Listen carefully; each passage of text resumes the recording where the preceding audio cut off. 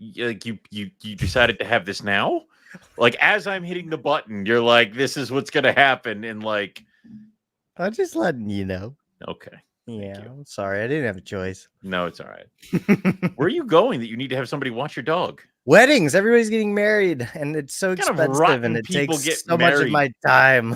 Fools. I Anyway, know. I hello know. everybody. Welcome to an episode of Carpets and Coffee. Eric isn't with us because he's a jerk, and we don't like him anymore because he was very mean to me a matter of moments Very ago rude. with Mike Curtin, Jason Balin, who now apparently would only like to be referred to as Big Papa on any podcast in which he is referred to. These are the hoops I had to jump through to get the goddamn show off the ground. It's So amazing. It's a miracle that all we're y'all here. need to appreciate that shit. Anyway, That is the most legwork that you've had to do for NPR in 12 years, and I'm very proud of you. that was backhanded and cruel, and I'm so proud. So The spaceship did not explode on launch. No. If anything, we were coming in too hot. But And we will explode in I orbit. managed to throw put the airbags out, so we're good. Airbags. Anyway, parachutes, airbags, death. I don't know. This is an episode of Carpets and Coffee. Eric is currently been herping since 3 a.m, and all he sent me was one Eastern hognose. So I kind of hope he's holding out on me and they found more than just that, because if he's been herping since 3 a.m. and you got one hognose, was it playing dead? Dude, I don't know. Well, yeah, actually, in the one picture it was. Well, that's pretty cool. I think I'd be more excited about that than a lot of things out there, to be fair. So what happens is that Rob came in today and they all went herping down in Jersey with Mike Curtin, Jason Balin. I forgot to take the days off before Carpet Fest. And I took days off after Carpet Fest because I figured we'd be doing herping then. Everyone's going home Sunday, so I have there's the herping's happening now, and I don't have off till Friday. So they did invite you. They did invite me, but they did this where they didn't tell me what was going on and then invited me later, kind of that whole thing. So my vengeance will be swift, and we'll go from there.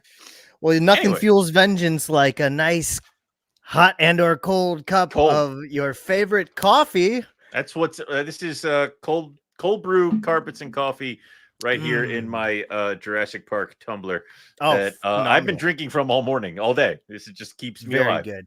I shattered my pour over coffee. Oh, that glass that like thing, hourglass looking guy. Yeah, that you pour it. Yeah, I knocked that over on the counter and it shattered into a million pieces. So I replaced it with a $35 Black & Decker drip coffee maker. So we're back to standard. Going back to the Stone Age. Oh God. Yep. And but it's dangerous because there's so much more capacity.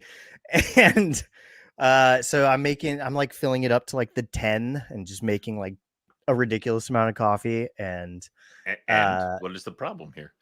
Oh, there is no problem except for my poor stomach. But anyway, I can't stop doing this right now. I do have some coffee news queued up, and this is a fun one because not only does it involve coffee, but it also involves Australia. I like Australia. That's where carpets are from. So congratulations for like all right, never mind. Go on. All right. Scientists in Australia, mate, have discovered an amazing practical use for leftover coffee grounds. We all make our coffee and then we have this soggy, sad pile of what used to be dry, fresh, and wonderful. And compost isn't good enough for them? Some people feed it to the worms. Some people throw it away. But check this out. We could be producing concrete that is 30% stronger by processing and adding charred coffee grounds to the mix. How the hell does coffee grounds make it stronger? Explain your science. Every year, the world produces 10 billion kilograms of coffee waste globally. Most Damn. ends up in the landfills. I mean, but it's not like plastic. Like, it will eventually rejoin. The Like, disposal of organic waste that is not plastic-like poses a unique environmental challenge as it emits a large amount of greenhouse gases, including shut up. methane and carbon dioxide, which Shut contribute up. to climate change. No. With a booming construction market globally, there's an ever-increasing demand for intensive concrete. Oh, resource intensive. Out of all the things, it's like biodegradable things are what we have to worry about. No. We have so many other things than stuff that can just get back. You've heard of Pyro's the king snake, but have you heard of pyrolyzing coffee? It breaks down the organic molecules, resulting in a porous carbon-rich charcoal called biochar, which can form bonds and thereby incorporate itself into the cement mix. So there you go. But what is concrete is rather hard. Is there somebody going around and be like, this is harder? Like, I don't understand why. If you were paying attention, 30% stronger. 30. A whole 30%. My God. Like, yes. Okay. Yes. And this research is only in the early stages, but these exciting findings offer an innovative way to reduce the amount of organic waste that goes to the landfill so that we can pave the rainforest with concrete that's 30% stronger. I did see something that there's checkmate, motherfuckers. There's a fire right now in like South America that's the size of Italy, that is taking out rainforest. How very Californian of them. So that they can have more grazing paddocks for cattle. And I'm like, yeah, that's depressing. So there you go. Yeah. Anyway, so there you have it, and all that was to say, in conclusion, drink coffee. Cold-blooded caffeine is a sponsor of this show. We have the Carpets and Coffee blend. Damn good coffee and fucking delicious. I hear a rumor. A small birdie or the small hobbit told me that there is a potential for a new NPR blend that we're going to work on. So, you know what I said. I veto that so hard it's ridiculous. Why? Because like burnt coffee. Yeah, I want a light roast. Well, I mean, listen, what's going to happen is you and I are going to be bickering back and forth. And meanwhile, for the next hour, yeah, that's the show. Right. Well, I mean, that's just the show. But meanwhile, Eric's going to come up with the blend and go directly to the guys and be like, "This is what it is, you idiots." And I want light blended pea berries. Make it happen. I just want something with extreme caffeine because they could be like, that's what it is. All right, that's fine. Then why are we fighting? Why not work together? I'm just matching your energy. I mean, this is hostility is just shut up. Like constant. See? Yes. The lighter the roast, the more caffeine. You had said that. That is indeed. True. And have you ever had Death Wish coffee? No, not related, not sponsored. No, but no free sponsors. None. That shit almost gave me an aneurysm. That's too strong. I could smell colors. Whoa. Yeah. Speaking of smelling colors, never mind. I'm not going to go there. Okay. So yeah, and that's coffee. All right. So we now have our coffee news. So now I guess we'll talk about the other half of the show, which is snakes. In NPR carpet-like news, if you are in the Northeast and you have not figured it out, Carpet Fest is Saturday at Eric's house. Holy crap! Saturday. That's amazing. Yeah, I'm so sad that I'll be missing it. I swear we know what we're doing with the t-shirts having just gotten unveiled and the logos on all other crap. So either way, I mean, if people are worrying about the t-shirts, that party's dry, brother. They said goddamn right. Anyway, so if you are planning on coming out, it is from noon to midnight. at Eric's house. If you need help with the address, we'll post it up on the Northeast Carpet Fest Facebook group. We kind of try to not do that immediately because, it is Eric's house. But also the rules are that we ask that you guys bring something to eat and or drink to share with everybody who is there. Expect maybe 20 people per dish. And obviously we're going to lay it all out kind of like a barbecue smorgasbord kind of a deal. Is Nick coming? I don't believe so because I haven't gotten his like an itinerary of how to prepare. All right. Last time, from what I've heard, if he's coming, maybe 25 people per dish. Right. Well, when Nick said he was coming last year, I had to follow in front of him and throw rose petals, which was weird, especially while herping. So we don't have that this year. Also, like, there wasn't the heraldry of trumpets. So yeah, that was also hard while herping. But I won't be there, so everybody behave themselves. Right. If you listen to your hosts, keep Eric's house clean. Don't touch his shit. Rule number 1, which I people have already attempted to break numerous times. No animals at Eric's house, asterisks, without Eric's permission. If you bring an animal, if you disrespect my dad, if you're there past midnight, you have to huff Prevenamite. I mean, we're not trying to kill anybody here, buddy. But so speak for yourself. All right, fine. Obviously check the food list on the Facebook page. Obviously, like, I'm seeing some stuff in the chat and I've gotten messages. I haven't seen anything that's duplicate, so everybody should be okay. But double check that list and post up there what you're bringing so that other people don't repeat. Again, this is really just kind of like a fail-safe because I think one of the first years, like, 5 people were like, I will bring chips. And I'm like, we need somebody else to bring something else. Like, it's not, come on. So I'll dip my chips in chips.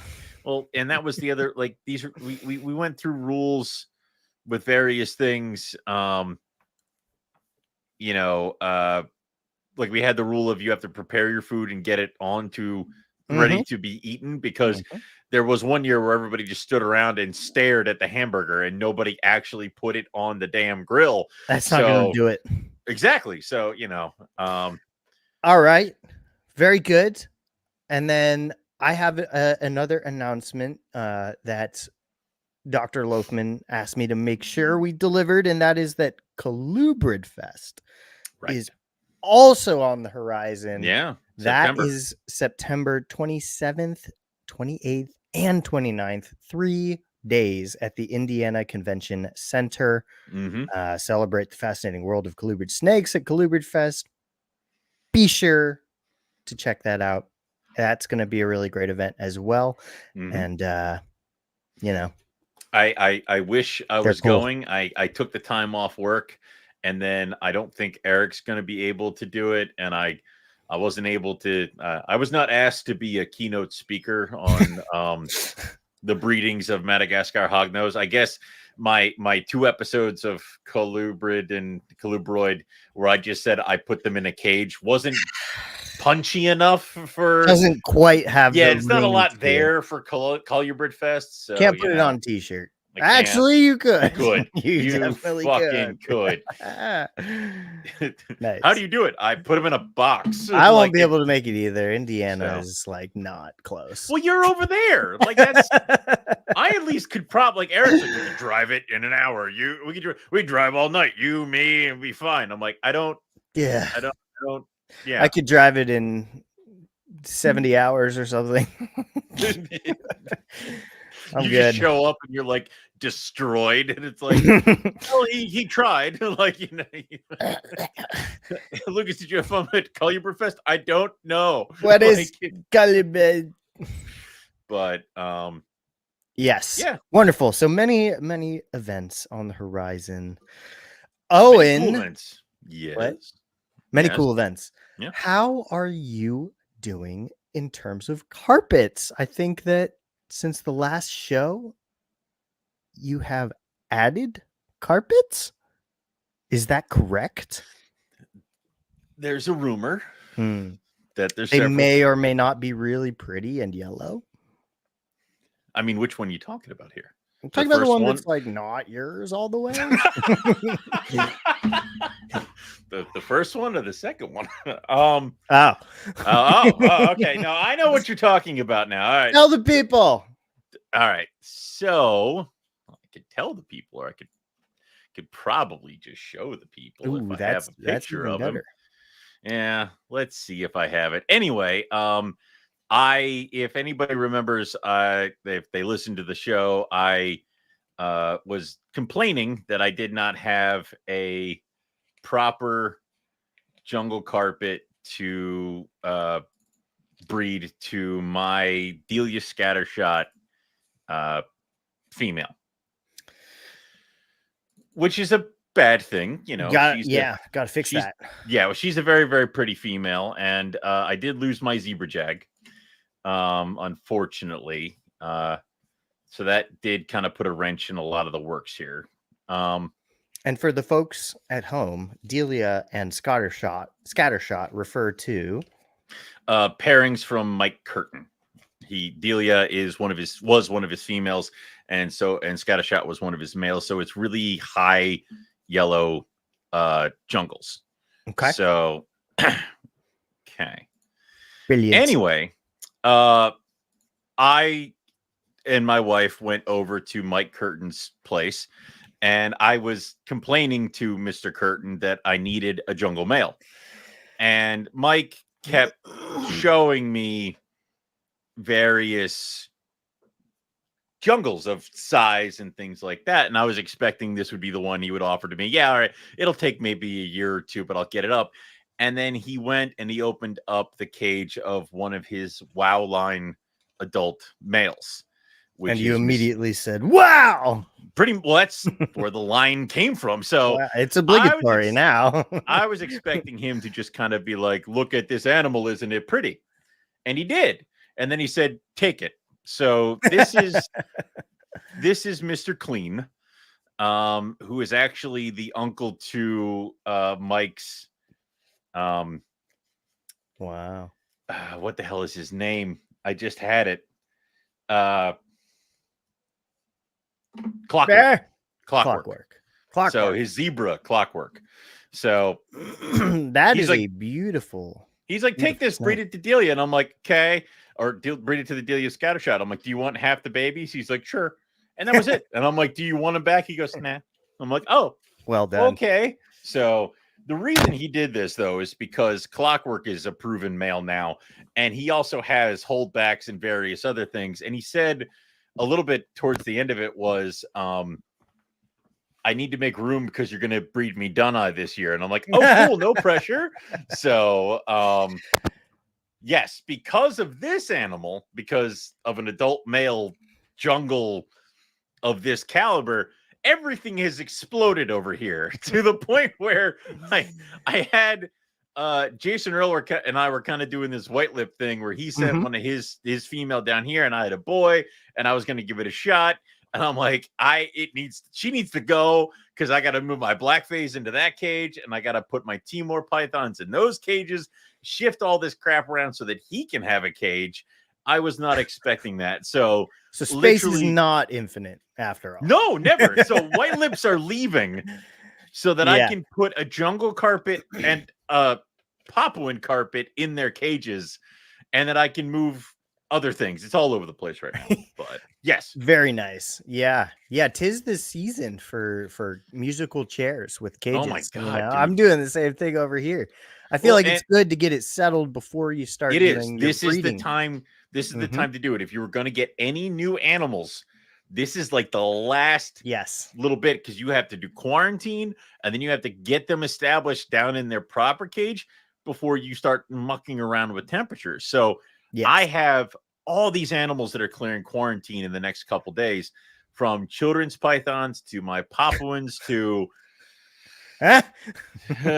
so many things. So the spotted pythons went downstairs, and my Angolan python male went downstairs, and I still have Papuans and other stuff like that. So yes, the other thing is that I am sending a male with Jason Earl to go with his female. Ah. And the female, she's a face ripper. I mean, she will end you. I mean, like, and that's it's in a good mood. Yeah. And I kind of thought, and Jason said that he was kind of hoping that I would work some magic and she'd be a puppy dog.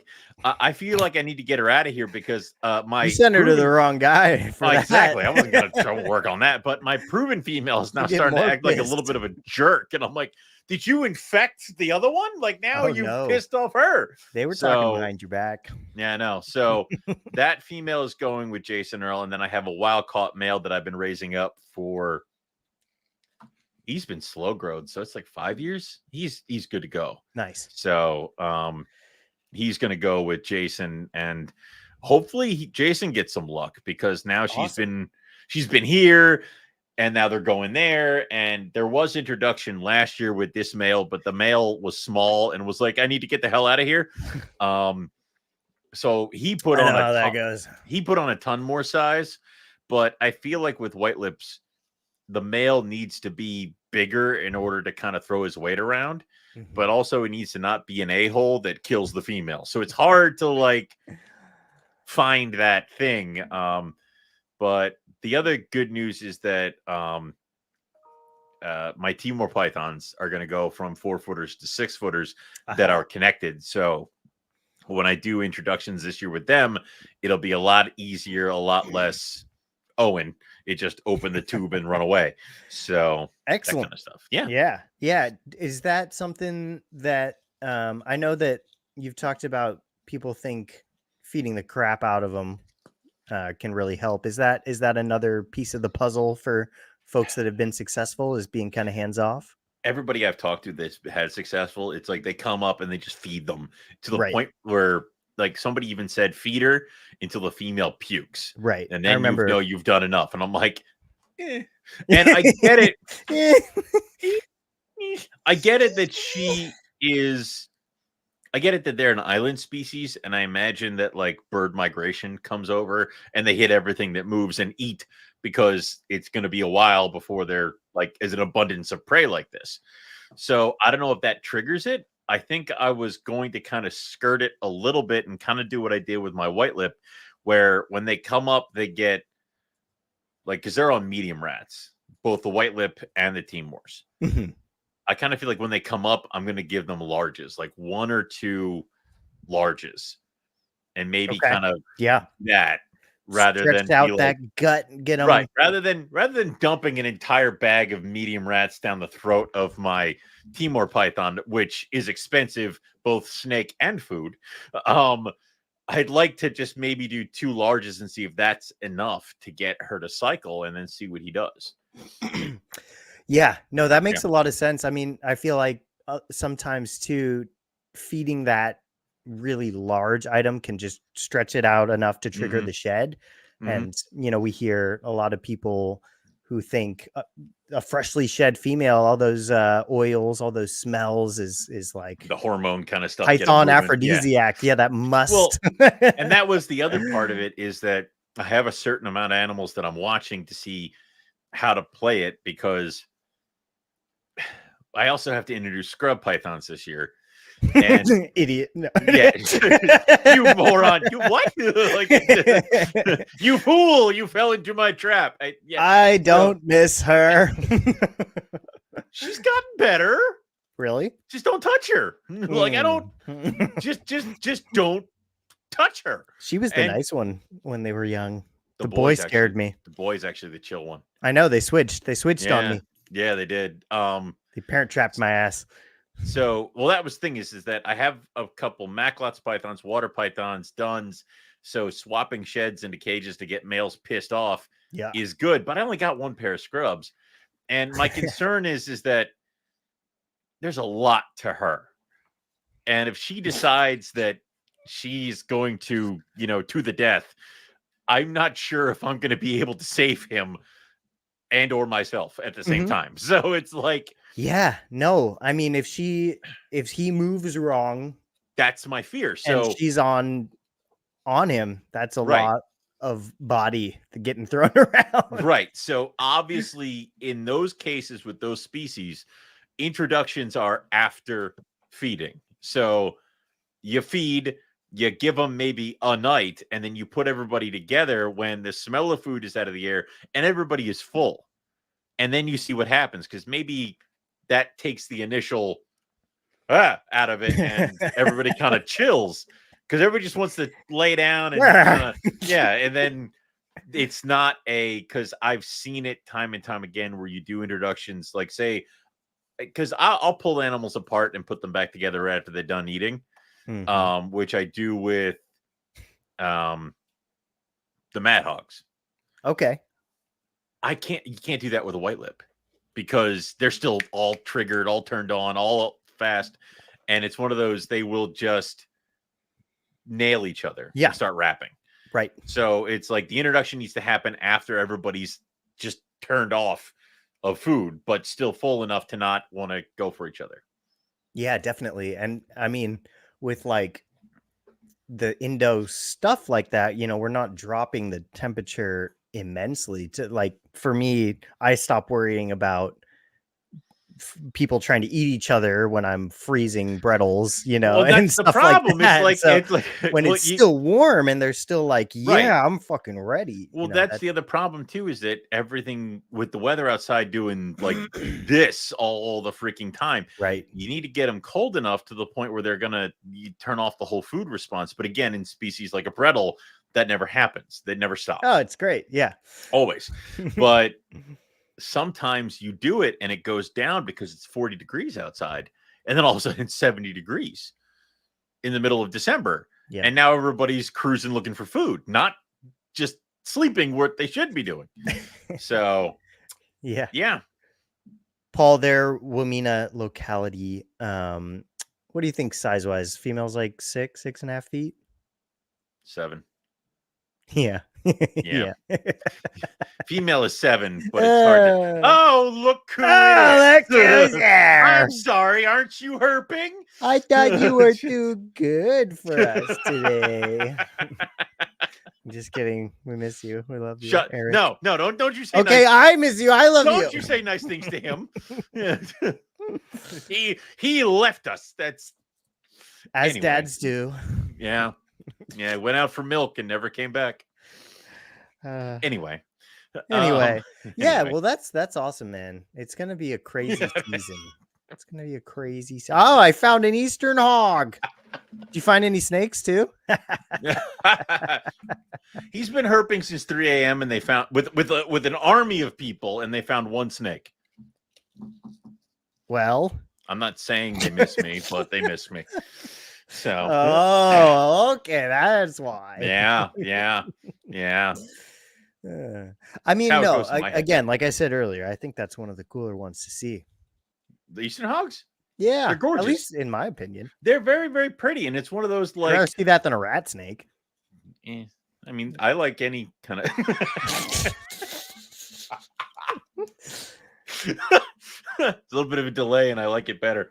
Pretty confusing for our audio listeners. Eric said, "Shut up, you." And well, it's all right. I'm getting texts from Balin that are much less nice. So, yeah, I'm sorry. Getting texts from Big Papa, which are less nice. Yeah. So, don't stop, Big Papa. Ooh, that's worse. No, it's so much worse. But anyway, I've liked Eastern Hogs, and I've kind of danced around the idea of starting a project with them, but I'm hesitant because do not. Well, I was hesitant because they're frog eaters, but so are the mad hogs when they're small. But the issue then comes is I have no idea what legality is when it comes to those kinds of things, and what I'm allowed to have, what is gray area to have, what's cool, what's not cool, if I can sell it in Jersey, so it's. I just got some stuff that completely fits that headache entirely. Hard to get going as babies, questionable in terms of legality. Yeah. Yeah, I'm I being got told I shouldn't get them because I'd kill them. Thank you, Jason.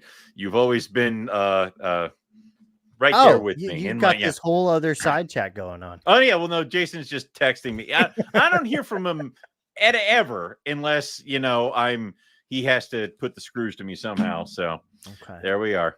But yes, I just brought home a pair of Lamprepeltis zanata.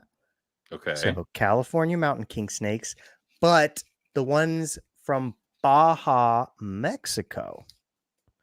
So that's what makes them okay, right? Yes. So Okay. they used to be known as Lamprepeltis zanata agalma. That was the subspecies down there. I think now they're calling them multifasciata. But in any case, it's kind of the same snake as the really pretty, amazing California mountain kings that I cannot have. But it's But just it's enough just difference. different Okay. enough. That happens that happens in a lot of states because I have the problem with Pennsylvania and the black rat snake of people saying that it's okay because it is a mutation. But I was told I was okay with that, breeding that, selling that way back when I first got my license. Right. And that's one fish and game person who approved my license, said it was fine. Whether or not that's like on my license, if they look it up, even if they look it up, and that's if the ranger or whoever's checking stuff out even cares enough to peel back the onion that one layer. So I've become extremely hesitant about bringing black rat snakes to shows just because I don't want them confiscated and then I have to prove to get them back, and then God knows what happens to them while I'm working. What do you on mean? That. It's always good. Oh yeah. Although they, when snakes are seized, they totally take care of them, like in the best way possible. Nothing bad has ever happened. Never. No. So I don't know. That's why the only reason I'm breeding my black rat snakes this year is I know a guy in California that's going to take them. Who do you know? Got it. Don't know yet, but guess what? Just guess what you and Alex are getting. Like, boy. Yeah. Oh boy. By the way, best pet reptile, black rat snakes. You heard it here first. Get you some. I've started. Don't until I have them. No, not yet. I've started to feed my black rat snakes like I do the Asian rat snakes, the mad hogs and stuff like that. Just like dump feed chicks, fish, and stuff like that. They eat it all. Same deal. Nice. Yeah. Very good. Very good. Yes. Well, just like you, I have been playing cage musical chairs and getting myself situated for the upcoming season. Today was a big one. Okay.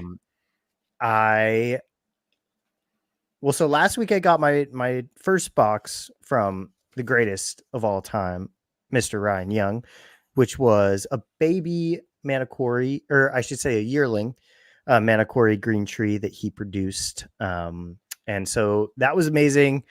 And I was just so in love. It's so weird that you're doing green trees. Yeah. I mean, I never didn't want to have them, and I've had some really great animals. It just never turned into a project and never made sense to I mean, they're one of those animals that, you love them, and you either if you love them and you devote cage space to them and stuff like that, that's one thing. But very rarely is it I have a pair of green trees that I'm just mucking around with. It's like you either have them and you have a set project or you don't. And that's just kind of, there's no, there's and no so little.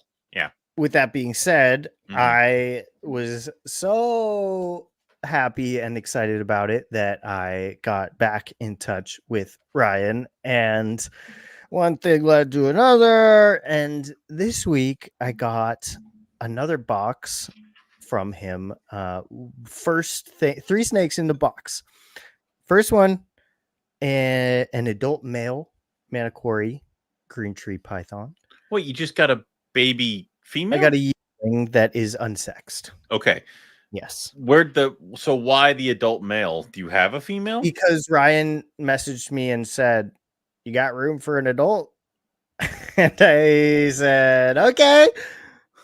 That's it. But what does he do? Like, does he have a purpose? Yeah, his purpose is that hopefully the yearling's a girl.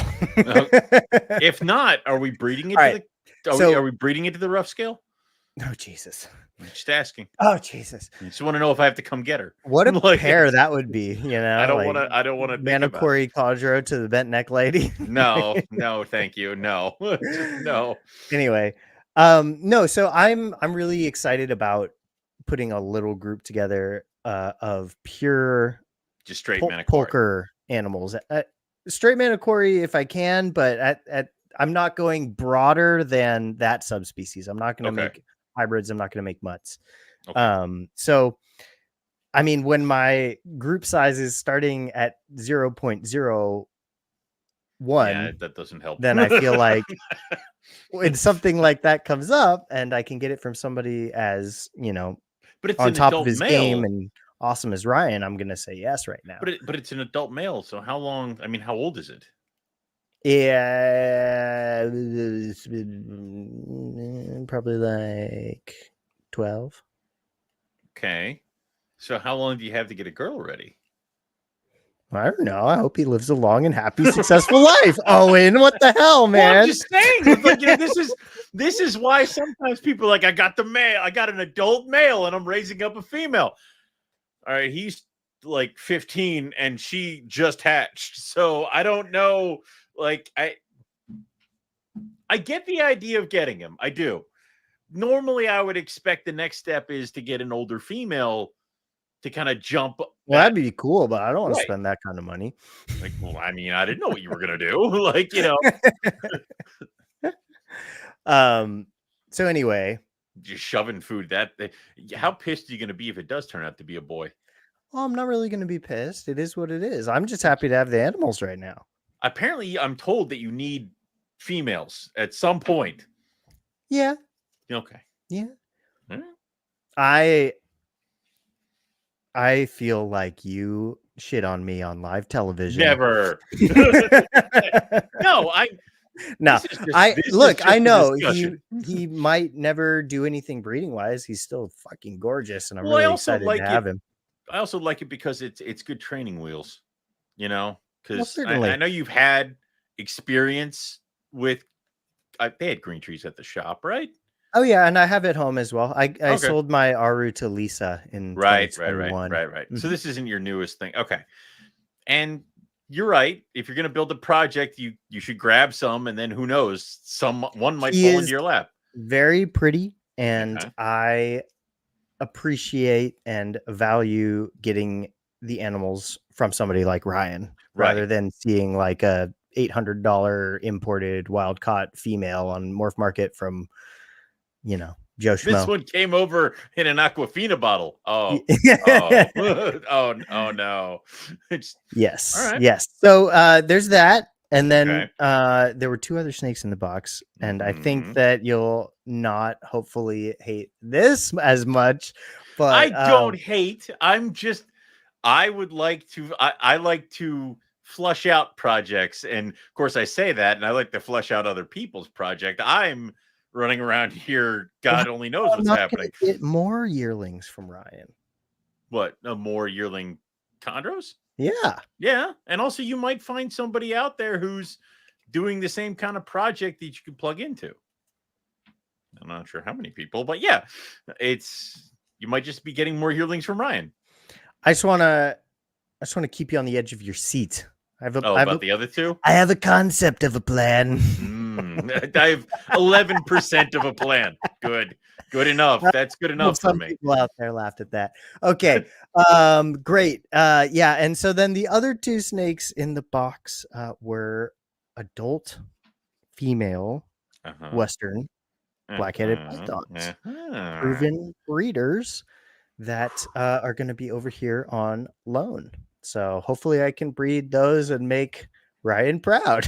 What was your boy like? Your boy must have been like, I got a pretty easy season. What's happening?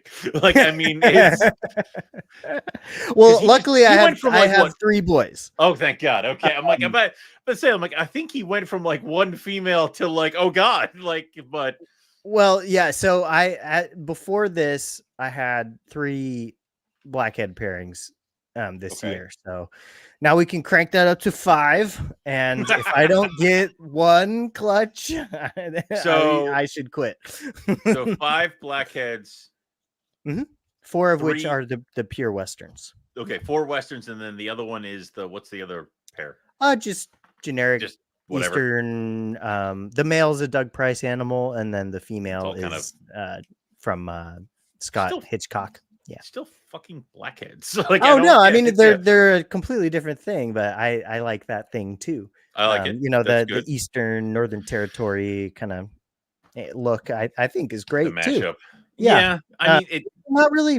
They're not like, they don't look like the Swiss line stuff. Like, they don't look like you've crossed Eastern and Western to make. But it's enough that you have the pure westerns over here that are pure westerns. Then you kind of have. Well, the other stuff, I'm not like, I want it to be as muddy brown and Eastern looking as possible. I don't want it to be. You don't want the an white Eastern trying to look like a Western. Okay. Oh yeah, that does make sense. Because anyway, well, you want the 2 different flavors. I want the 2 polar opposite. I want the 2 looks, and I want them to go this way. Yeah, I get it. Not to say that there's only 2 looks, but as in terms of what I have here, there is. It would be odd if you were trying to take 2 projects and be like, and now you will meet in the middle. Like, no, why? Like, right? Yeah. No. Well, I mean, and so that's like my understanding of that, of the Swiss line, is that's what it is. Like, it gets that crisp, high contrasting, thin banding from Western influence, but then it gets like the color from Eastern influence, and the color changer thing is an Eastern trait. Keith's were Swiss line, correct? Yeah. Keith, Jason Hood, Split Rock, Jim Sargent. Okay. Brett Bender got. So do yours have any more of that? Like, because Keith's kind of had like orange on their bands when they kind of came down, and your westerns don't have that. No, the westerns don't at all. Okay. They're pretty damn black and white with some like earthy brown tones on the outside. Okay. And then the Eastern animals, when they're hatchlings, when they're young, and again, it's like Eastern, Northern Territory, whatever, it depends who you ask in terms of where the stock came East from. of the Western ones. Okay. East of the Western. Exactly. I like that. That's good. They are born with tons of color. The girl was like flame fluorescent orange, but you know, it's not going to last. It doesn't stay. Yeah. A lot of the Swiss stuff as well. It's just mostly for like the first 3-4 years of life, and then they kind of. Wow. Okay. But anyway, so I'm really excited about that, and you know, the weird melanistic animals that have been popping out of these lines. Now there's just even more potential to try and figure something out about that. They'll all be here. Like, I mean, I the amount of westerns in this house at the moment is not something I ever thought was going to happen. Well, that was my next question, is like, because obviously, like we talked about, you have to now do snake cage roulette, and well, these animals are in quarantine. That's the inn. Yes, they are. There, I have a Ryan Young stack. I sent him a picture. I was like, "This is the Ryan Young stack." This is all it. Plus did the plus Juby, my blue tongue. The Juby didn't clear quarantine, so now it starts over with everybody else by a week. It's in the same room as them. Oh yeah, no, I'm just saying it's only been a week. Like that's like, fine. It's not like I was waiting a month. It's not like these things arrived on the last freaking day. Yeah. So yes. And but what I was gonna say is Ryan has produced those melanistic dark westerns from these animals in the past, and I've got this male on loan from Nick that is one of those, all grown up. Of course, I'm raising up my female that I produced that has that look. She's a couple years off, but my male and my female produce that. So I don't know if it is something floating around in that Lazic Western gene pool, then there's a lot of pieces here to try and figure that out. So yeah, as far as pairings, you're doing one male to one female, I assume. Yeah, because there are a few way. different pieces. I'm definitely gonna just decide and run it, and then I would sink or swim. Yeah. What I'm not gonna do is flip-flop around the lone animals, because it's important to know which ones. I don't know what's happening. Like, I get that. If the answer is I don't know which one's yours made, then I just have to give you half of everything. Yeah, I don't like that.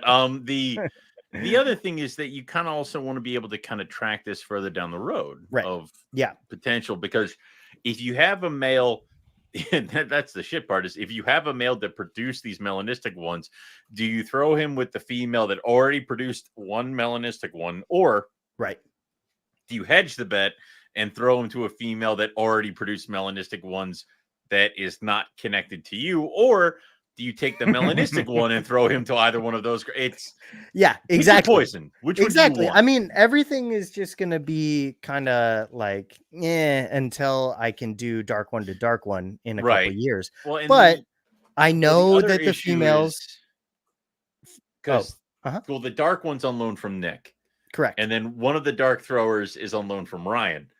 And I don't think you would have breed Nick's animal to Ryan's animal. Yeah, correct. I already, I did. I messaged him after I had enough coffee to think about that. I was like, wait a second. You don't want a three-way split, because then you're like, I will get one. Well, it's funny that you say that, because in my head I was like, then he gets half and he gets half, and I get a fun time. No, I didn't even think anything. I get a sticker. Like, I had a fun time.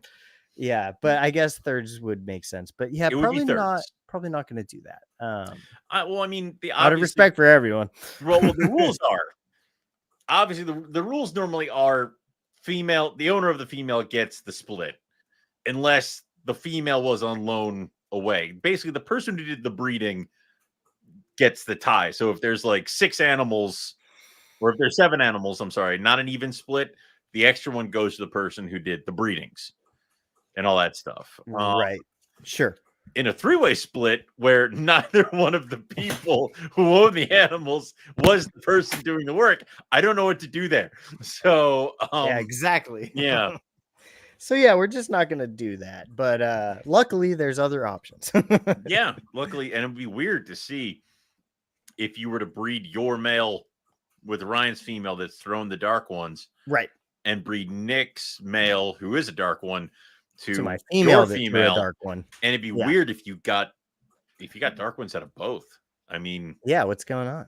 It'd be weird. It'd be super weird. Well, the problem is then you have to burk the entire clutch. It's not a problem. I mean, they're blackheads, so it's like what, 4? Yeah. Like, exactly. If I'm lucky. If you're lucky, 4 or 5. If I don't kill all the eggs, you will not. You've gotten it's. I agree with you. I will not, but they might just die again, regardless of what I do. Like last time. The issue is it doesn't matter, or the problem is that it doesn't matter how good you are or how much you've done it. Yeah. Every time you step into it, it's a roll of the dice. Yeah. So I had 2 clutches that was waiting on to hatch here to end my 24 season. I had a clutch of blonde hognose, and I had a clutch of dogtooth cat snakes. So the dogtooth snakes, remember, those were like, I was not expecting anything. Those eggs just showed up. She laid them like 1 a day for like 3 or 4 days.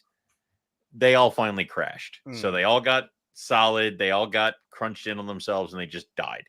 Sorry, I'm not even really that broken up about it, because they wouldn't have counted. Well, correct, number one, but also I was not in a position where I thought she would have laid, and if it had been my call, I would not have paired her. So now the 2 of them are eating chicks and chicken necks every week. They're gaining size. They've healed their faces. They're not rubbing anymore. They're becoming more relaxed. So, I will see where they're at come springtime.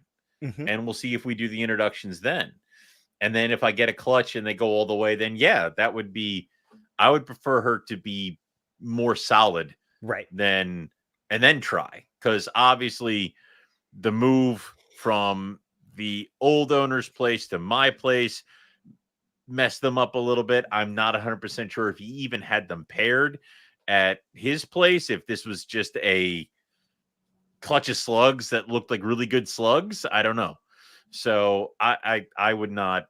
I'd rather her just chill and eat, which is what she's doing. Yeah, that makes sense. Right. Definitely the so we'll give it a shot. more responsible. The blonde hogs was the biggest kick in the dick of the season because she laid 10 eggs, 3 that were viable, 1 fell off, 1 kind of shrunk in on itself and then puffed back up. And I'm like, cool, it fixed itself. No, baby was dead in the egg. So, and then the last one hatched, left the egg, and died. So I opened it and I'm like, I see a face, dead. Oh, so nothing out of that entire clutch. When you've produced you've produced those 2 years ago or last year? Yeah, 2 years ago. 2 years ago. Yep. But actually, how was the 3? No, damn. How was the fertility that time? Were they 10 for 10? Okay, rock solid. I got 10 eggs. I got 10 viable eggs, 10 babies. Where the issues came in is that I was trying to get them to live, and I think I lost 4 or 5, and they would do this thing where they wouldn't eat. They'd eat once and then die. And I was getting them on like frog meat, and then frog fuzzies and frog pinkies and stuff like that. And they just frog fuzzies. Well, the mad hogs are on frog fuzzies, but they're bigger and kind of beefier. And very rarely do I have to get like a frog, like actual like chunk of frog meat to get one started. And it's usually just that big old calf muscle on a frog leg. Right. Yeah. But that's too big for these blondes. So you have to cut it into a piece. And then I'm not sure if it's good enough for them or if it's enough for them to get going. I hatched 18, 16. I had 16. I had 16 Mad Hogs this year, Giants. I lost 1 just out of the blue. Everybody else is rolling. Nice. I'm like, ugh. And now I'm focused on I have 3.3 baby rhinos that I'm trying to get feeding. So it's like, fun. You should get more colubrids. I did.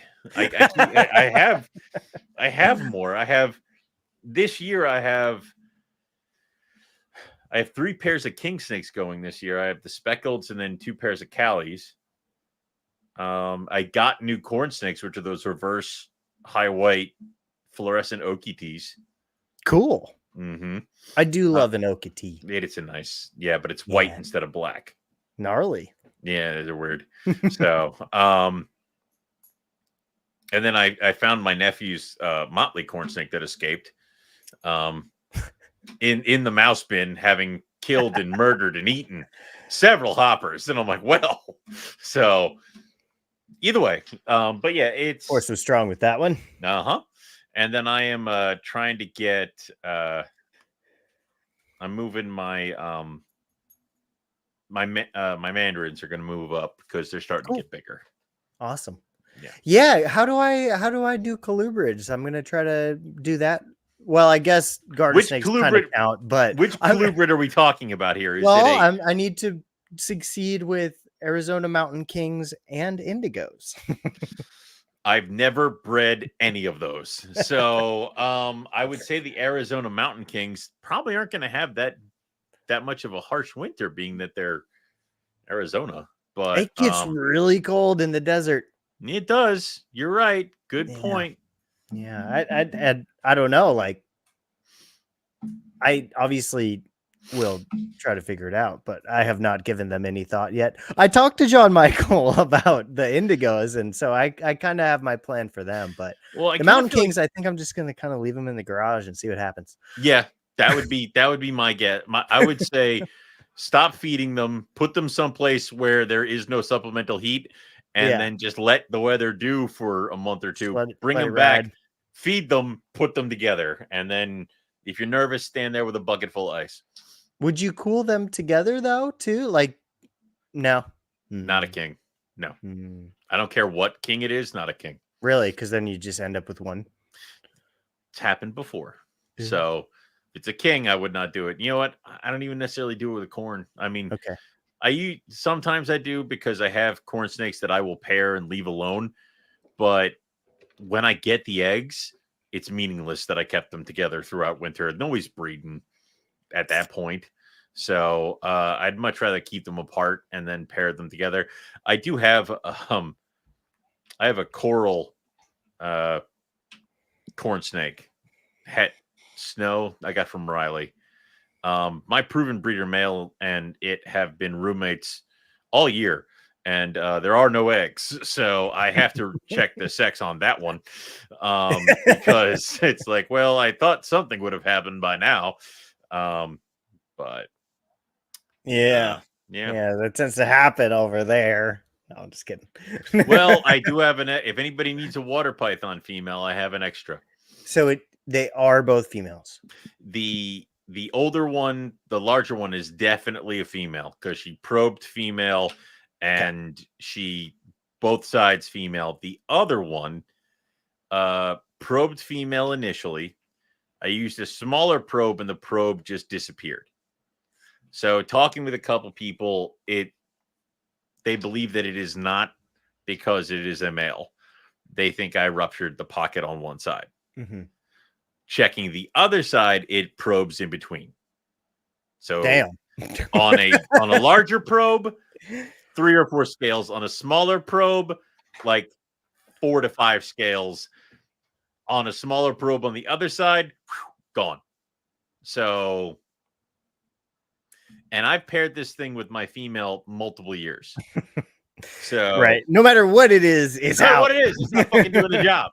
Yeah. So I have a boy that is coming that I am assured will do the job. Sweet. Now my female is a raging bitch. So making more of these animals, I'm not sure why I want to do this, but here we are.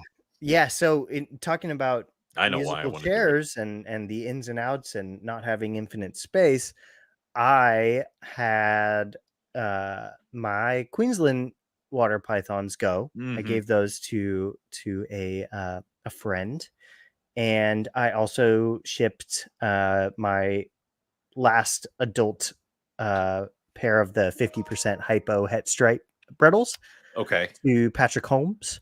So how many do you not have any bredli? Of course I do. I'm gonna say you have bredli. You cannot have. I just decided that I don't give a shit about the striped ones. So I have normals and hypo het stonewashed and hypo stonewashed. This close to not giving a shit about the stonewash, I'll tell you. Right? Yeah, too. Fair. I mean, I will. That's all fair talk. I will be honest with you that the normals are my favorite. Like they would be the ones to stay.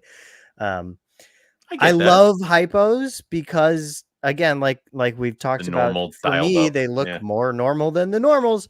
But well, they're closer they're closer to the pictures of the ones you see in the wild every time. Right. So every time, and they're just objectively prettier, and it's just a color thing. How dare you like the prettier ones more than the other ones? Right, but here's the problem: I can't have my hypo without stonewashed. You don't have any just straight hypo. Well, the founding hypo female was het stonewashed. Stonewashed is lingering. Have they been separated? I don't know. Well, I don't know, I feel like you might probably just rears its head. Like, I mean, I would imagine all of a sudden stonewash. No, like it, but not right. Not that that's a problem, but no. I mean, you make a good point because I've never seen because somebody asked me once why my stone washes are so cheap, and I'm like, because there's no hypo. Everybody else has got hypo mixed with their shit, Sure. and I'm like, Right. huh? How did they Right. do that quickly? And that makes sense if it was a stonewash hypo and kind of just Yeah. there was no I have the snake. She's yeah. right here. The imported founder female hypo that Nick Yeah. imported from Europe, just for some reason which doesn't make any sense, was also het for stonewashed.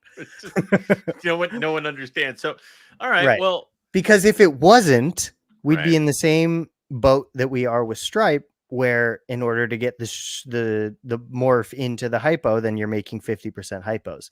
That's the reason you can have 100% hypo stonewashed, is because she just right. happened to have it. Didn't Nick produce the first stonewash striped hypo Oh this yeah, year? that's big news. Yeah. Congratulations to Nick on the triple visual. 15 years of his life, as he's been It's got posting about. such less pattern and Oh, it stuff. looks weird as shit. So I Yeah. was in the parking lot of a Home Goods waiting to pick up this blue tongue skink, and Nick called me and he's like, I did it. He's like, I gotta tell somebody I did it, and I don't know why it looks like this. It looks weird. Oh, it's horrible. It's like, okay. No, but yeah, not at all what you would expect, right? Because but at the same time, it like, I would expect it to not be what we expect, because there's all these weird like interactions with the genetics in Brettles that don't make any sense. Like, Right. on the one hand, when you combine the stonewash and the stripe, you don't really get like what you would expect. You get these weird like chain or barbed wirey looking thingies, and then when you combine stripe with hypo, you get better stripes than when you just have normal stripes. The hypo cleans up the stripes. And then there's all the weird stuff with the stonewash, where when you pair the stonewash with the hypo, you can literally see the hets in the ventral scales. So there's just weird shit. And then you put all three together. It doesn't make any sense. It doesn't make any sense. That is bubblegum colored and doesn't have a stripe and doesn't have. Well, also that is a fresh baby. That thing needs to shed a couple times. Okay. Well, yeah, we're gonna see what they grow into, but the other thing is that you can see this is the stonewash influence right here along the neck. Okay. But it's all kind of smooshed in because you have a stripe trying to form right here. I guess you do kind of have a stripe on the back half. Right here. And you have a stripe here on the back half. And then you have the side stripes are all just mixed with stonewash. So it can't decide what it wants to do. I think what obviously, because you see it here, there's blows the stonewash you away little thing. Is just the pigment. I don't think anyone would have expected it to be so vibrant out of the egg. Yeah, like so I mean, it is so pale in the back half here. Yeah, it's very muted. It's like how obviously baby breadlie or breadlie in general, they go from the red to the black. They have it be so muted down low here. And this is just one of them. He said they all look different, and some of them he was saying looked like freaking weird jag cross kind of it's things. Weird because the head is a different color. It changes color, and then it gets to about here and it changes color again. And it's like this matches this more. And like it doesn't make the in-between snake doesn't make any sense. If this was any other thing, I'd be like, this is a freaking chimera. But yeah, good call. Yeah, it's weird. Yeah, it's a baby breadlie. They all look weird when they hatch, and they do. It needs to shed a couple more times so that it can get up there and you can kind of see how it goes. Yeah, but again, regardless, even whatever happens to it, it's a triumph that took the better part of 2 decades of focus. So shout out Nick. Good job. Good job, big boy. Are you responding to your haters? Yeah, I have many. I can't keep them all together. Some of them pretend to be my friends, and yeah. So that was crazy. That one was crazy. But yeah, and then I've got my clutch of the hypo stonewash, getting those going. I Speaking of just started Brettles. to. I finally got all my. I had to start 3 of the stone watches from this year on live, Okay, and they all took frozen now, so they're starting to nice. progress. And I had such problems with the ones from last year Right. that the ones from this year are already on the same size food as the ones from last year. Like, and it's like, so Yeah. I don't know. It from the same father, different moms. So these ones are straight stonewash to stonewash. Um, we'll see. I mean, they look nice. Mhm. So Hell yeah. I have a few in mm, my clutch that didn't want live, didn't want frozen, didn't want quail, didn't want button quail. So what mm. would you do next if you were Lucas? Well, how far does Lucas want to go? Because Well, he would we like can, them to eat and live. I mean, okay. Well, are we attempting to avoid force feeding? uh, I certainly would prefer to. Okay. Next one after this, I would do tuna scent. So have Okay. yourself a lovely tuna sandwich I'd and love tuna sandwich. drain the water into a thingy and dip the pinky or fuzzy or whatever it is Okay. into Should I that. do a live or pre-killed dipped in tuna, or should I just Pick your go poison frozen if you want to. cod? I would do frozen thawed first because that's easier, and also I feel weird about like torture, like almost like bucket torturing, Oh yeah, I waterboarding a mean, pinky. me too. Yeah, Obviously. yeah, What? obviously, yes. So, where are your rebel friends now? Like it's the you could do that. I would say try with the frozen, and if that doesn't work, you could try fish, live fish. Okay. So, Okay. and I think I've told the story a couple times. Eric produced red tiger jags and stuff like that a couple years ago. I say years ago, but it was only a few. And I got one of the females, and she was rocking and rolling at his place. At mine, she wanted nothing to do with anything frozen, live, nothing. And I'm like, holy crap, this thing's gonna die on me after Eric like gave it to me. And I had a clutch of rhinos, and the problem is you go and you buy minnows, and you're like, I would like this many minnows, and they just kind of like do this and throw them in a bag, and off you go. And sometimes you're like, I want like minnows because a baby rhino is like this little tiny, and then all of a sudden they give you the one that has like been living in this minnow tank for like a year and a half and has survived longer than its brethren and is the He's hardened size by war. bigger by the. I'm like, I can't feed this to this. Like, are you kidding me? So I used to give it to the false water cobra when they were small. Now, I mean, I put that in my adult false water cobra. I don't think they would even register that it existed. They're that big. So I started freezing them, thawing them, giving them to other stuff. But I had a couple of big minnows left, and I put it in her water dish along with one of the other carpets, jag that I produced that wasn't eating, and they both ate the minnows. And Nice. then what I love is like that's a finger hold. So like the next time I thawed out food, I thawed it with fish like I was going to feed the Right. rhinos, and I got them to eat a fuzzy. And then after that, it was like slowly progressing. Now she hits medium-sized rats that are close to her enclosure. Like that's the way to kind of start it. So I would say try with the tuna, and if that doesn't work, try with fish. Because then if it doesn't work, just chuck the fish in the Yeah, freezer and thaw it out and give it to something else. for sure. Yeah. I So like it. I like it. and I like the idea of that. There's some times where people kind of don't register options because it's not the norm of this species. This species doesn't normally do this. Why would I try it? Well, because, like you said, I got so many options before it just dies. So, Yeah. Yeah, yeah. totally. And I mean, I have not had a bredli not eat and die They'll eventually, come but around. It's just yeah, it's the other thing is, the other tricks come into play. mhm. Put it in a paper bag with food. Um, Pack it up in a deli cup, take it for a small car ride, come home, put it back in the same goddamn cage, and then try to feed it. Because sometimes they're like, "Where the hell am I? Food!" And like it's Yeah. Yeah. And then I like the descenting soap trick too. Yep. Um, Yep. apparently with the baby mountain kings that I just got, I have to boil and brain them.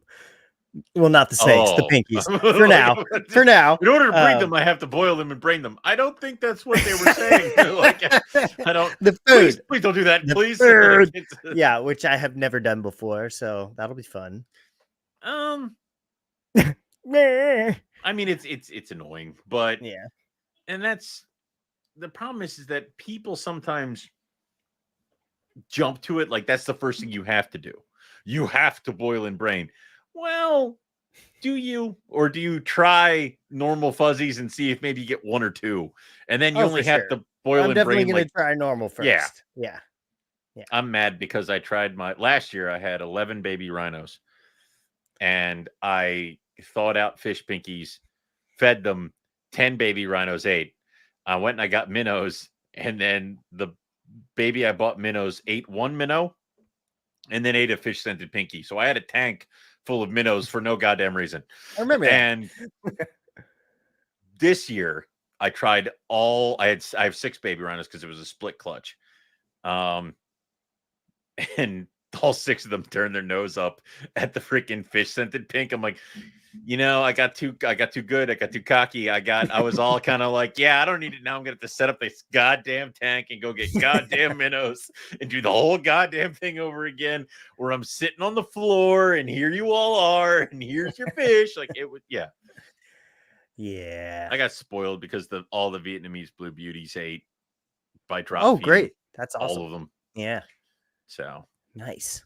I got to kick some of these kids out, because if I do well this year, I'm going to be drowning in pythons. So you and me both, brother. I hope we do. I hope we we'll do well. some swapping, Yeah. Scrubs, blackheads. Don't send those back here. I'll send you blackheads to keep them over there. The next generation I'll just send you their children. No. No. Well, that's the other thing too, is like, so I'm letting go of one of my pair of Madagascar giant hogs, because I had 2 trios cooking, and it's a lot of hog nose. Like, and it's a lot of, and I would say that it didn't seem to be that big of a problem when they were kind of jumping out the door. I have 3 left over from last year that are actually starting to get on some pretty nice size. So next year, adding another 16 on top of that kind of seems pointless. So I wanted to keep my adult male, one of my adult males, and 2 females that were unrelated to him completely. They're the wild caught ones I got from Riley. And then a captive born and bred female that Riley produced that is still unrelated to the male that I'm keeping. And this way I can round robin the girls. So there'll always be a trio active, but one female will have a year off. Kind of a deal. So I'll introduce the trio I want for the year sometime in the summer so they can chill, figure each other out, and then we'll go through that. So you're going to run. Run, please. So if there are any questions in the chat that wants to do this, they can go do that. Other than that, I'm just going to keep rambling about my mad hogs. So the idea is that I've kind of produced so many, it's time to kind of move some projects on. And the other part of that is also with trying to get the water pythons to breed. If I am successful with that, how long do you keep water pythons for? Do you just breed them on and off years, kind of stuff like that? Or is it okay to kind of push that out? Let that one project go. So that's kind of what I am thinking about. Robert says that he gets frozen silver sides from the pet store and that most things go nuts for them. I haven't gotten silver sides. Usually I get the rosy red minnows. But it is one of those things where I've heard silver sides are pretty good. I think I get larger silver sides for my bigger animals at the farmer's market that I go to for my chicken necks and my frog legs and all my other fish and stuff like that. So I think I do get smaller silver sides or something like that there. I haven't really gone dipping into that too much. I wanted to go and get some more chicken like stuff. So you're back. Coffee ran right through Lucas. Nice. No, Nice. not this time. Yeah. What did I miss? I can't do the bigger than the rosy reds. Baby rhinos are small. Like they are small. Like I have to tell the dude I want like the little ones, the little ones. So I remember one time when I was getting my first litter of Lake Chapala garter snakes many moons ago. I went to set up a tank to breed minnows, to have little minnows. I'm not breeding minnows. It was stupid. I ended up spending so much money on this like live planted setup, and I did not feed a single minnow because guess what? They ate mice.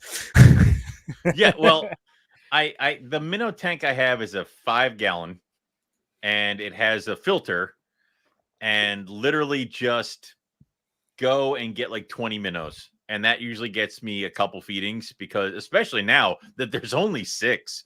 So I could probably get it done with that. I just want to kind of get them going. Yeah. Nice. Nice. Yep. So, but we'll see with that one. I mean, that's just one part of it because I think those are my only holdouts for the year because it feels like I said, I was expecting 2 more, so I was expecting some more work to be done. But now that those clutches kind of went the other way, yeah, the only things I have to do is get the rhinos going, and then that's it. Oh, that's it? What do you mean? It's the next season, bud. That's the problem. Is like, by the time I get the rhinos going, it's gonna be October. Like we're here we go there. So I'm running into a little bit of an issue in terms of that this year, where I've had my schedule that I cool a lot later than most people, and even later than like my weather in most cases would dictate, because when I was first starting getting into this, I was just breeding snakes that Nick sent me and I was copying what he was doing. But now I've got all this other stuff here that has nothing to do with Nick or me. Right. And I know Ryan like his blackheads were hatching when mine laid eggs in 2022. Yeah. So what is my schedule? And is it different for everything? Well, same, because Ryan's white lips were laid and out before mine ever hit the ground. Right. So like, I think obviously the intuitive answer is ask Ryan what he does and copy that for his animals, but it's just going to start getting real complicated. I don't think you want to do that. And here's why. Okay. If you try to copy Ryan's method, you're going to throw off everything else in your room that it didn't come from Ryan's house. Or I could just breed them in the Ryan stack that's not in this room. With males that were not. Oh, right. Fuck. The males. yeah. There's the second part to this. Shit. What you're going to get is you're going to get slugs because the male wasn't ready. Okay. Well, do you submit Ryan's females to your way of doing things and then run the risk of getting slugs because the females weren't ready? I didn't even think about that yet. I think where you hedge the bet is that you put the females through your paces. You get them into your room. And here's why. You might have a shit year this year. Buddy, yeah. With those females. But you are getting them acclimated to your way of doing things. So you have a shit year, it's fine. Next year will be better. What I don't want you to do is try to get them to conform. Try to conform your room to Ryan's way of doing things. Throw off your male and then try to either get the females back into your room. Like basically, you'd be delaying yourself a year. It's your room. I like have everybody go to your room stuff. I like it. Okay, that's helpful. Thank you. You're welcome. But you know, it is a weird one. It is a weird one. It is, and it is also a conundrum that I thought I was going to face in 2022 when Dan sent his Westerns over from Connecticut. And, so they're across the country and on a completely different schedule. And that's the only time I've gotten them to breed. So it's just also very confusing. It is. And like I said, the problem is that it'd be great if it was this way every time. Where it was like one of those, like, they come over, just chalk up a year to get them getting ready. But it's like sometimes they come over and you're like, this is the biggest clutch I've ever seen. Like, it's like, I don't, what the hell? So you have to try it. So, right. And remember that she was so late that year too. Yeah. Even though I would have expected it to be early. So whatever. I don't know. So here's the thing. Put them through the paces of your room, but be ready to introduce the males sooner than expected, because if they ovulate and it's obvious, jump on it. Yeah. Because even then, you might kind of, like, it's one of those, you're going to have to be extremely observant of the animals that were not in your system last year. Yeah. Yeah. And that's why this year is going to be really interesting, because there's those. And then there's also like knobtail geckos that I'm trying to learn how to do, and the indigos. I want to say that I think you've bitten off more than you can chew, but that would be pot calling kettle black. Where it's like, dare you? Where it's like, I think maybe you should just try one or two new projects, just enough to activate my taste buds. I said, like, you should have maybe tried one or two new projects a year, not five. But that's again, I can't say that to you. Diamonds. There's the trade. I want diamonds. We already had the trade. It's your side that's the problem. I don't want scrubs. There's other stuff here, right? I know, but you said the blackheads for scrubs, and now you're saying, I might have hypo tigers ready by the time. There it is. No hypo tigers. No, I'd rather get more roughies. Maybe. Oh, give me Jason's dun eye. Maybe. I mean, that's the thing is that sorry, Big Papa. It'll be dun eye. It'll be Waters. Yeah. Those are the two liasses this year. You gonna make black white lips yet? I can't. Oh, he killed the girl. Thank you for rubbing salt in that wound. That'll do it. That'll do it. Thank you. She needs more time. I have a female from Lisa. She's just not big enough. And I've thought about running out and buying an adult female and shit like that, but I don't want to. And also, like, the idea right now is that I can slow grow some things and put off the idea of that, holy shit, I don't have any more cage space for a little bit longer, because other projects will have to fall by the wayside. Like I was talking while you were giving the key to somebody. If I produce water pythons, how often should I breed water pythons?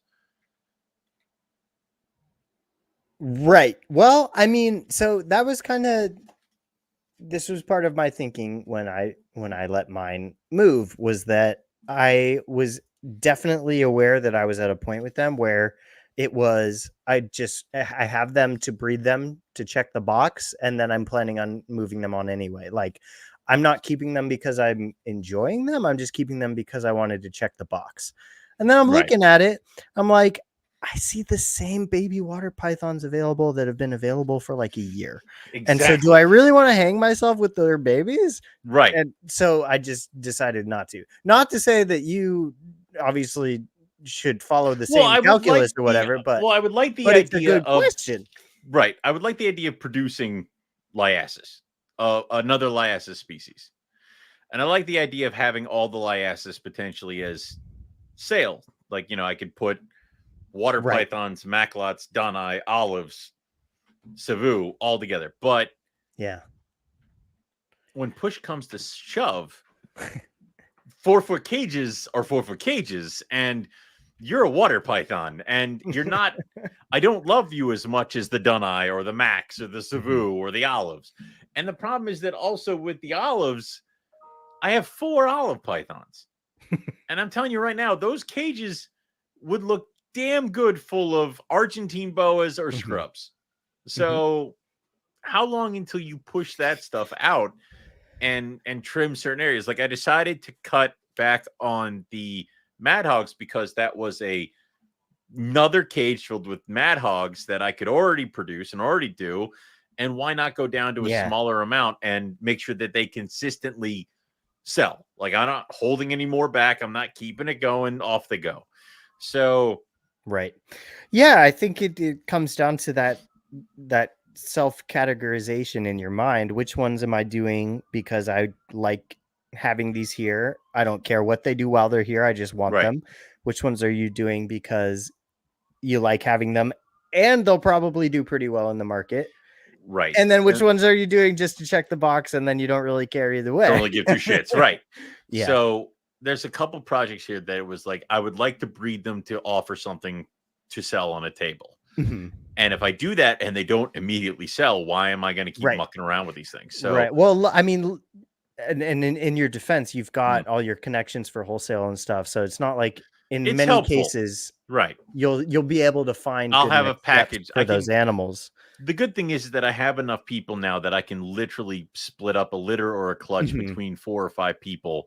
Totally. And then it's gone. And not somebody's not taking 20 of an animal. They're taking 5. Right. And then somebody else is taking 5 and somebody else is taking 5. So that's like it's a little bit of insurance in that, you're not going to be screwed, but it's still a consideration, right? If I wanted to clear out, I have 10 olive pythons right now from 2 years ago. Okay. If I wanted to clear them out, I could. I'm taking it in the neck, but I could get them all gone if I wanted to. Yeah. I'm not in a rush, but what I might end up doing is taking a pair and kicking them out to a wholesaler, because then that's a pair gone and that's money for food. Right. And kind of do that slowly. Same thing with the Vietnamese blue beauties. I have 16 of those babies. I don't need 16. I have one of my pet stores that I deal with is already trying to get me to give them like 2.2. Ah, nice. Do it. Done. Yeah, well, I already have credit with him, so I'm waiting for stuff. But what stuff do I want? What stuff do I need? It's all that other crap. So it's like I want to see, because those places are always getting in new stuff. So we're getting closer to breeding season. Maybe an adult pair of colubrids is going to pop up, like corn snakes, king snakes, stuff like that. Stuff I can take and easily breed this coming season. Maybe I want to hold on to that. So there's a lot of that kind of stuff. Yeah. But here's the thing is that I have coming up in the works that I will have to get cage space soon for. I have a lot of caramel carpets. We're talking caramel stripes, head axanthic. We're talking super caramels, head axanthic. We're talking my zebras, my Brisbane female, hypo tigers. All this stuff. I've heard something that I want. All this stuff is coming up. Well, I mean, I'm going to breed the Brisbanes this year, so I got you there. So all that stuff is coming up. All that stuff is getting bigger, so they will have to eventually go somewhere. Oh my god! I know. I'm scared. With Wilma, same problem. Well, and I kept so many. Well, eventually you get to the point where it's like, so I have an albino boy, pure Darwin, and I have a het albino caramel female that I got from Eric. Did you know you could sell that albino Darwin for $4,000? Okay. I did not. I'm excited, and we'll see how it goes. I may put him up soon. Yes, now's the time. Now anyway, is the time. Apparently, strike when the iron is hot. Strike while the iron is delusional. Yes. Strike while the iron doesn't know where it is. Yeah. So, anyway, so sorry to interrupt. Well, that's where that one goes. So I got that clutch. Those babies have been a bitch to sell. Right. The albinos aren't going. The caramel albinos aren't going. They're just kind of sitting here. So I have not bred those. I could have bred those animals again last year. Didn't want to, because why add fire already going? Why add more? Right. I was able to figure out which one could be a caramel albino. I only have one, And it's one of these things is not like the other 6. So, but it's not anything to write home about. So do I continue that project? Now, I've kept the project because an albino carpet python used to be so high on a pedestal for me of something that you would never obtain. But now it's like, do I need albinos? Do I need to do albinos? Am I a guy that has to have albinos in his collection? And the answer is no, because I don't. I have Ghost, and he's a good-looking albino, but I got him because he's an albino, and not because I wanted anything else other than albinos. But if it comes down to it, of space for caramels, space for hypos, space for reds, other things, then albino's on the chopping block, man. Yeah, no, 100%. And I literally outsourced all my bredli to Buddy. There are 2 bredli in my house, and they're leaving soon. And then I will have no adult bredli, but I will get a steady stream of babies. So you too can join my pyramid scheme. I'm finally at that point with you where I can't just keep increasing capacity. So I am needing to evaluate on a cage or bin by cage and bin case basis who gets the spot. So and I feel like there's been a lot of easy choices so far, but I'm running out of them. I am not an okay person because and hold on, we'll get there. Why? There are many reasons, but one is that I keep unwell. I'm unwell. I don't know why. All of these are crying for help, but y'all just keep letting it happen. So the one thing is that I keep looking at broken claw machines on Facebook Marketplace because I'm like, I can make that into a diamond enclosure, and don't let me do it because they look great, but I could totally do it. Leave the claw in there. Just put a stick on it. Up the diamond. Yeah, the other thing is that so I live in a twin, and our neighbors that share the wall with us, they're moving. And my father has shown interest in purchasing the house connected to mine and moving in next door. And I'm like, I don't want that basement, you say? No. He'd let me. Hey, that could be pretty cool. Plus, you guys could spend just so much quality time together. It would probably just mean the end of my sanity, probably my marriage. But it's various other things. Let's let Jim, son. Let's just Jim. I'm gonna bust through the fucking wall. Jim on the freaking front step. Yeah. I've heard they have snakes here. What the hell is that one doing? It's just kind of sitting there, Dad. I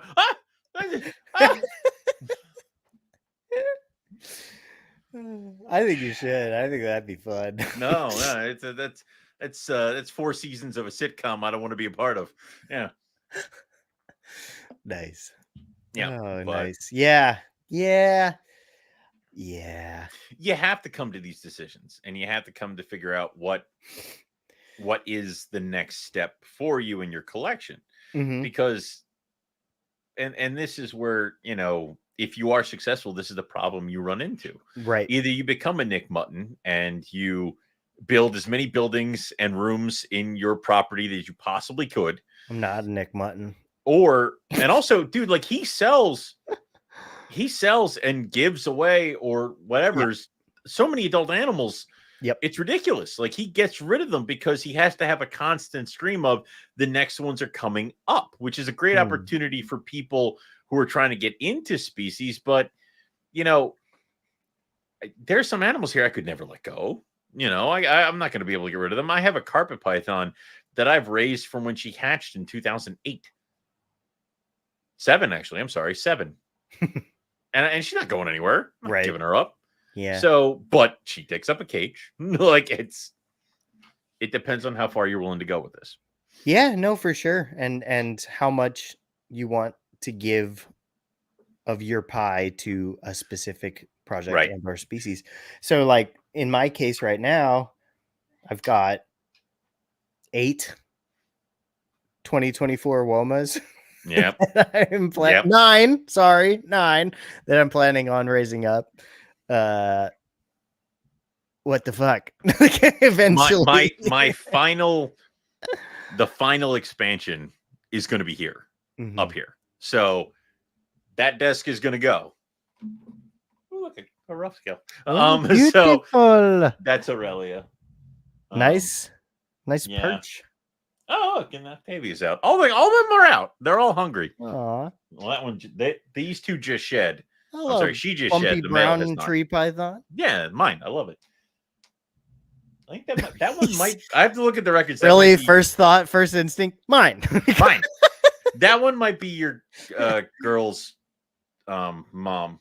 Oh, sweet. Look at it. Yeah, Sweet, but sweet. if it's not that one, it's that one. So oh, and I can't reach through the screen and take them. No, they're mine. Anyway, the idea is to take out that desk there and then get 4-footers that line up and have pass Probably throughs. send those to you. Probably so take the care females, of those cages, by the way.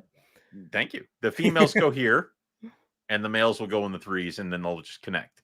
Perfect. And that's the only thing I can really think about, and that's just to get like a small because that's a boy up here.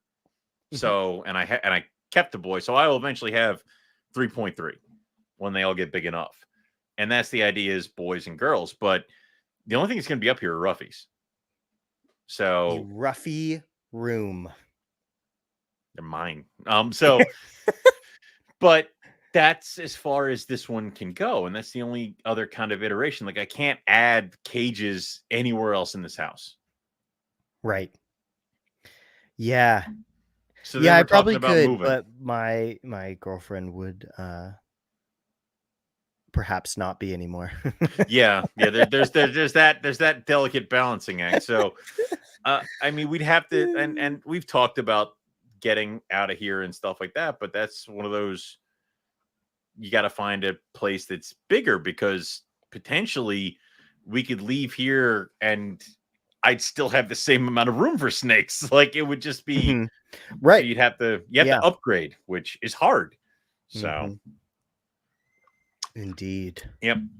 Yeah. Well, what do you think? You want to keep rambling? How you feeling?